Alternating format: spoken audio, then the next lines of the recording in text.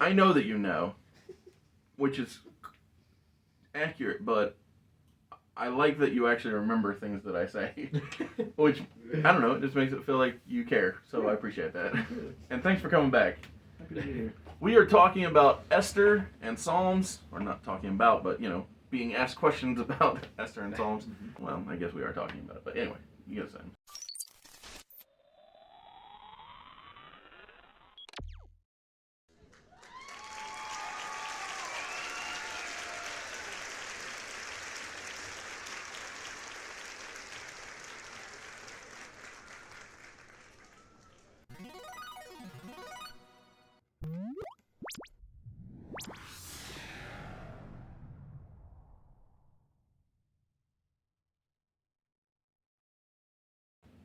What is the first question? What do you feel you've been called to do on Earth? So, I feel like the gift I have been given that I should not / cannot ignore is the ability to tell stories, whether it be through this medium of creating videos or writing stories, or back when I worked in television. Telling stories is what comes natural. I was on a podcast with somebody a few years back, and she asked me, when did it start? And I was like, I don't think that it had ever been a time in my life where I wasn't trying to convey ideas, even as young as when I didn't even know what I was doing. Like, I was, using toys to tell the story to my sister, but, I didn't know that's what I was doing. I was just, doing what came naturally. With it coming naturally and with it feeling so innate, or if that's the wrong, maybe that's the wrong word, but yeah, insurmountable, something that you can't stop. Because, so, when I was younger, when I was between 21 and 26, I'll say, something like that, 25, 20, something like that, I pursued professional wrestling as I can't call it occupation because I never got paid for it, or never got paid well. You can pursue it as an occupation. It doesn't become an occupation. Okay, true. That's the whole pursuit. Yes. But my point is, I thrived in the storytelling. Even early on, when I wasn't as athletic as the other people in the class, the trainer understood that what I brought that the athletes didn't was an understanding of when and why to do things, even though I wasn't as good at executing as they were. He was very colorful when he spoke, but while his language was out there, I understood that he was being kind, even though he said that I was kind of terrible physically. But he also said that my mind was ahead of the other people. And often I wish that my 20-year-old self had my almost 40-year-old self's brain in his body, because there are many choices that I would have made differently because of maturing. Sure. But like I said, no matter what time of life I was in, young, older but still young and dumb, or even now where old and trying not to be making bad decisions, the ability / the pursuit of telling stories has always been within me. So much so that when people are telling me stories, I'm envisioning how it can play out in mediums, Sure. whether it be art mediums or TV, movie, that type of thing. And so while I can't 100% say that God said this is what you're here for, it definitely feels like that's the call or the push regularly, because it's always where my mind goes is being able to tell the story. Mm-hmm. That makes sense. I think as I was thinking about this, I think there are like tiers or different levels to Of course, call. yes. And so, right, like there are, I think, like core foundational calls to who we are as creatures, right? So, like, as image bearers, there are specific calls on our lives. We're created to know God, be in relationship with God. Obviously, we live in a sinful world, that's not always the reality, but I believe that's a core part of like who we are as human beings.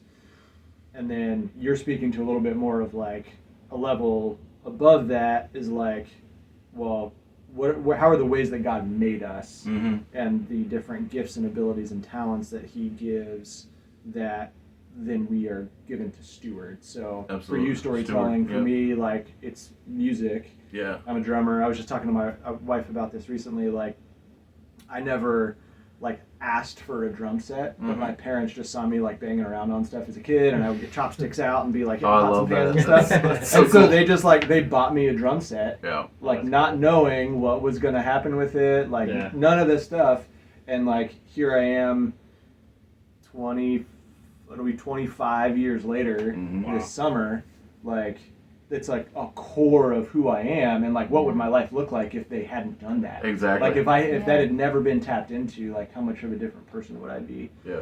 But then even above that, then like as we go through life, these different things, like now I'm called as like a husband and as a dad and as a like manager and friend, and like there are these different things that get added onto it, that it's not like always a linear like, Oh, yeah. here's a thing that which I think is how we process it often. Of Like, course. when we think about like what's my call, it's like what's this one path that I'm supposed to go down, and if I don't go down it, then I've missed the whole thing, and like I like missed God's plan for my life. Yeah, I think that you're absolutely accurate when you say that there are tiers, but also, like you said, when it comes to family, things just multiply.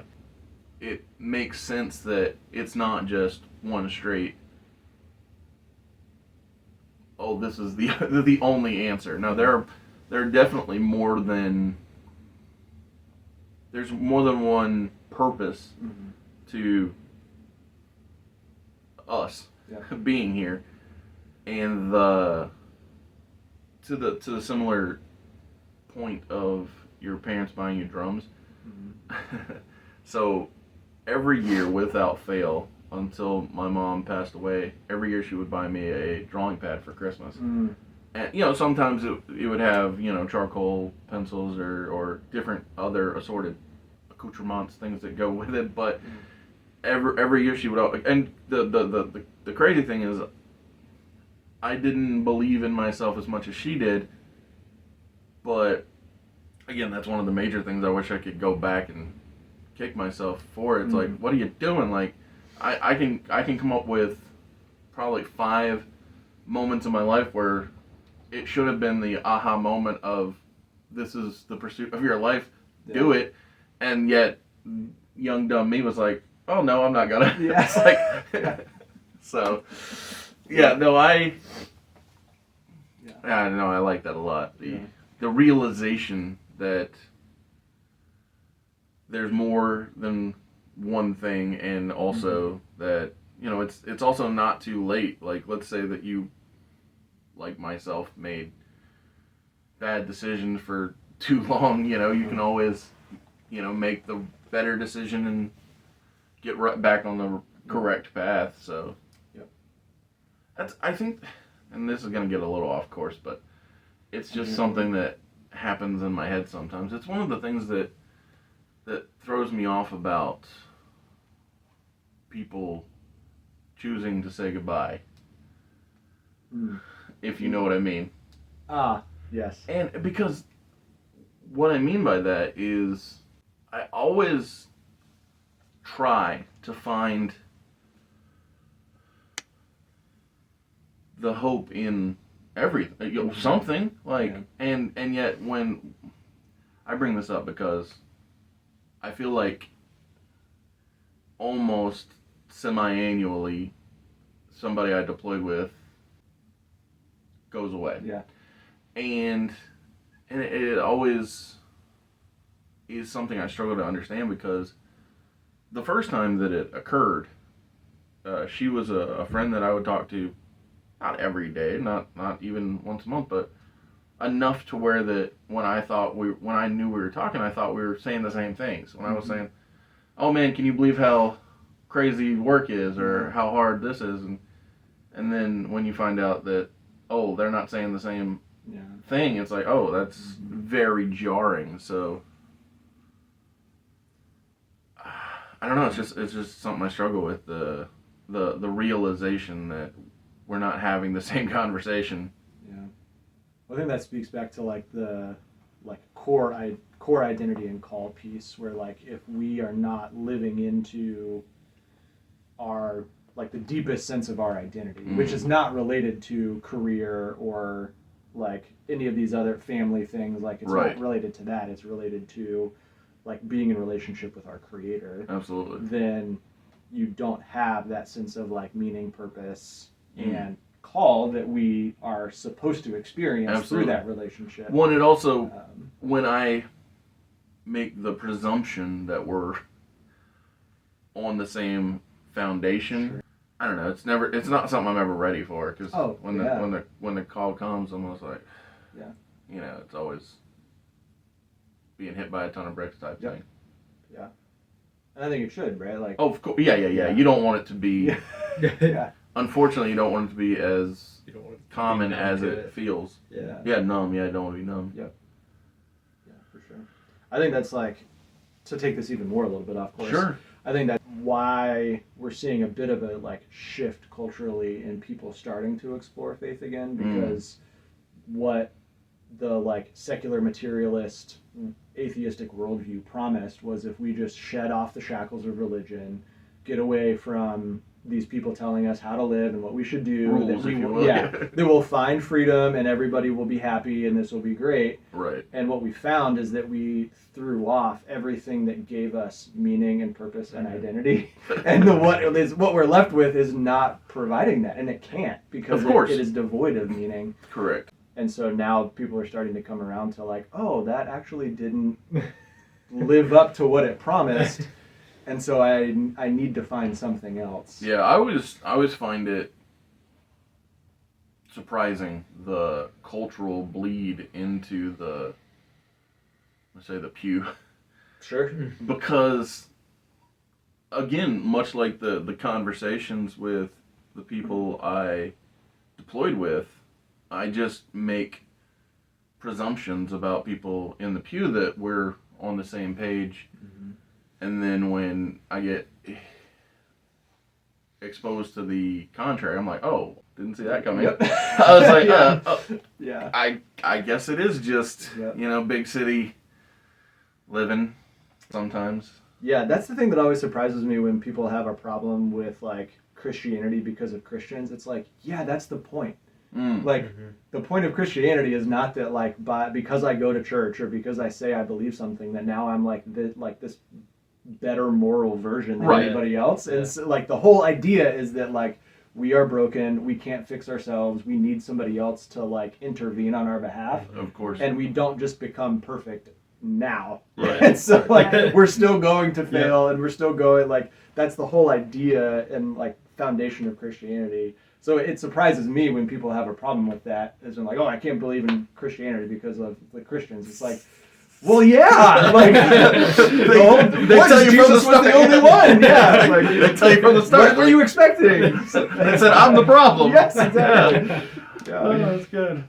Paul says, I am the worst of sinners. Yeah. So, like... Yeah, what I want to do, I don't. Yes, the whole Bible is full of people who wouldn't get hired at churches. Right? Like, Moses killed a guy. Yep. Paul was, like, persecuting the church. David is his own story, even though he's a man after God's own heart. Like, which is mind-blowing, Not to, like, throw shade on that. But, like, yeah. But it just puts into new context or a broader perspective.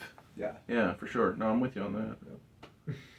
Jacob, do you know what the answer to life and the universe and everything is? Unfortunately not. Oh, it's 42. Yeah. I forgot about that. That's a good pull. Oh man.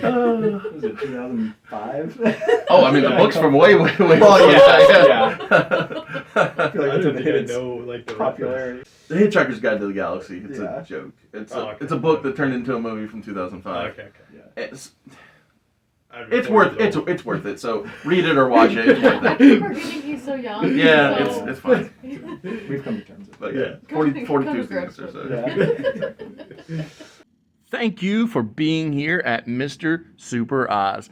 This video is going out, and this channel only exists because I, Oz, founded Gamble Comics, which first release was Everlasting Survivors, a 68-page graphic novel called All Day Long. Available now. Follow the link in the description that will take you to gamblecomics.com. While there, you can get hats, shirts, posters, much, much more, but most importantly, the story itself. What is the second question? Have you ever felt reluctant to do something you knew you were called to do, and why? I always say that yes, I was reluctant and drug my feet for the majority of my life.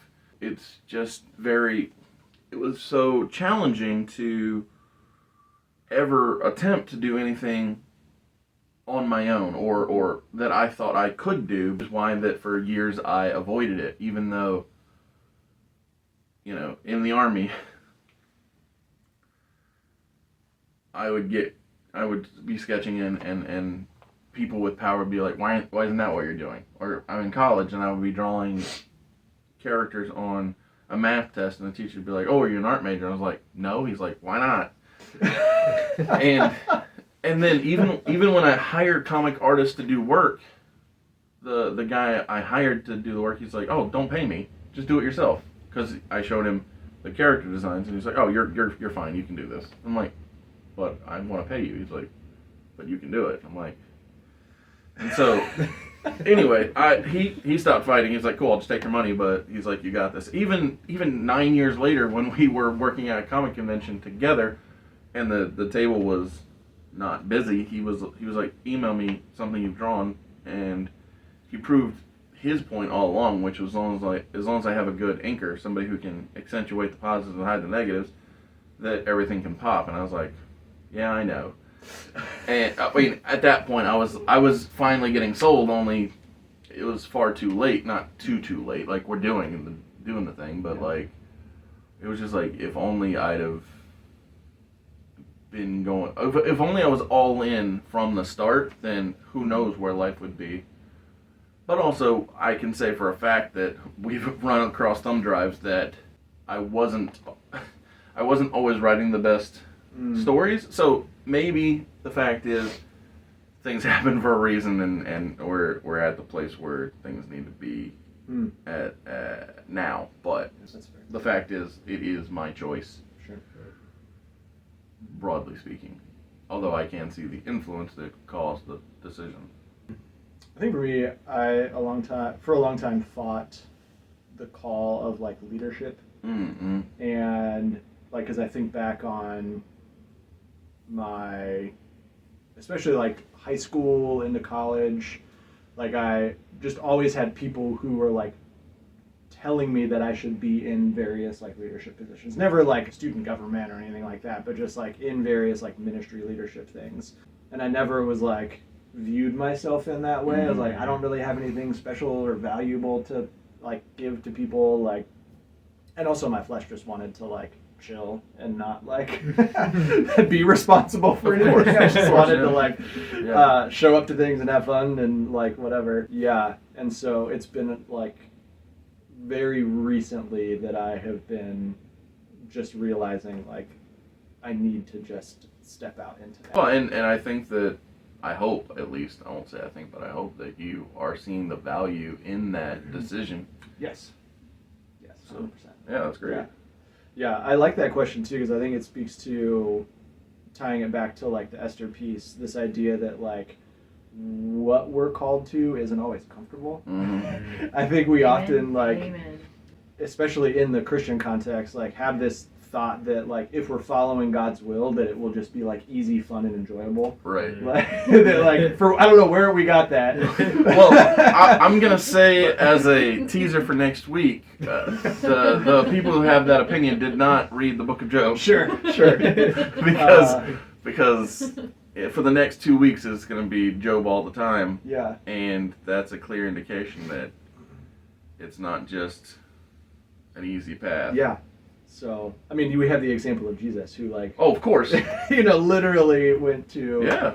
his death for following the Father's will. But yeah, I think it just speaks to this idea again back to Esther that like maybe you were put in this place for such a time as this, but like that whole process was likely not super enjoyable. Of course, yeah. And even like there's her talking about like the fear of I could die if I go and seek the presence of the king and then like not extended the scepter. Yep. And like that's it, and it doesn't matter what I do. So it's not always super fun to Right. take that step. Well, and I'll say this from personal experience. I'm grateful for your refocusing. Now, granted, all I really wanted was to complain. The time that I was complaining, right? But I still appreciate the fact that you're like, or you could not complain and look at things, in a full, realistic biblical sense. I'm like, yeah, true, but like right now, I just wanted to complain. What is the final question? If you were assigned to pray for your neighborhood, what would be at the top of your prayer list? Whew. Well, the problem is I need to know my neighbors first. I only know one of them. And he's in this room. Yeah, I know. Sure, I appreciate that. But what I mean is, there, and this came up last night, there is definitely room for growth when cultivating community, because like part of me wants to blame big city stuff, but let's be real, it's a choice. Sure. Like I don't have to close myself off, but it's easier to do that than to grow relationships or even start a relationship to have anything to pray about, because the problem is, like I said, we may know one other person who is in this neighborhood. I think we know one more person, but still, as far as actually being friends or neighborly, it's just you. Which I'm glad you're here. Don't get me wrong, but it's not. It's not the same, like contextually, as far as the question goes. So,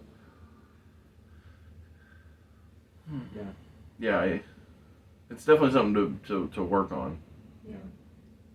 Well, I think first and foremost, like the thing that comes to the top of mind for me is just like praying for people to know Jesus. Right? Like I don't, Absolutely. like I don't have to know anything about what's going on in someone's life to pray that they would like experience the love of Christ. Of course, and maybe would, like move in their lives. absolutely. Yeah. That was my first thought too. But I do think it's pretty wild, like what happens if you're taking that step. Like if you just decided for like a month that you were going to spend whatever amount of time it took to walk some specified route, or like even if it was just your building, like we're just going to take a walk around our building and just like pray for people, and just a generic like pray that God would bless them, that like people would experience his love. I think we would be shocked at the number of stories that you would have of people who you're like bumping into like on their way out the door, on their way like home, like, and that you would just have these like people, oh, what are you doing? Like, oh, we're prayer walking, and like Well, and that ties perfectly into how much I've talked about you for the last week. So that's scary.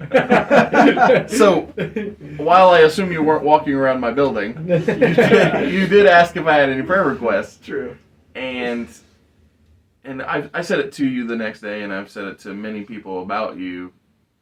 Or maybe it wasn't the next day. Next time I saw you, so whatever day that was, doesn't matter.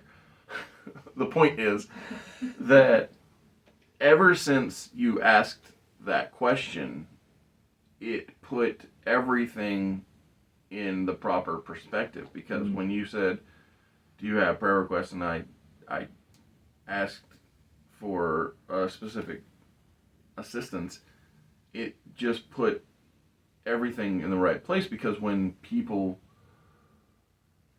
softened, when their stances, when their guard was let down, Mm-hmm. I didn't think, oh, they did that. I thought, oh, thank you, Spirit Jesus. did that. Yeah. Exactly. Yeah. And whereas had you not asked me, or let's take it a different way, let's say you did ask but I didn't reply, then maybe I would have attributed it to them and not the right place. And so I think that a lot of it comes down to the right focus, because if you're not focused on, bringing people to Christ, and which is, the most important thing, then you can miss opportunities, because that's not where you're trying. You're not on that path, if you will, right? Yeah. Same with when you asked me for the prayer need, and I said it. That it made it so I attributed the change to the right person, and not the actual people. Yeah. So no, I appreciate that. Yeah. Thank you. Good evening. I'm going to close in prayer. Sounds great. Lord, thank you for allowing us all to get together and talk about your word, and grow together. We're so immeasurably grateful for you coming down and paying the price that we all owed, but in no way could we pay.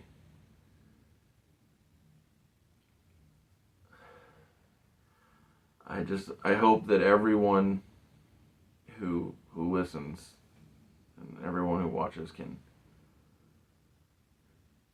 come to you and know that you are the true core of life, and through you they can find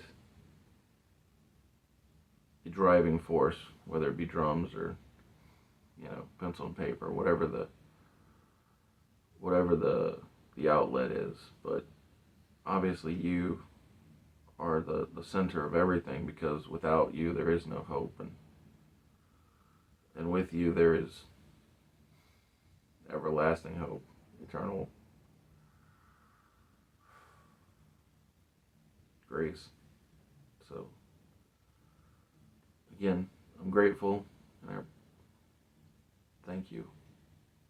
Thank you, Jesus.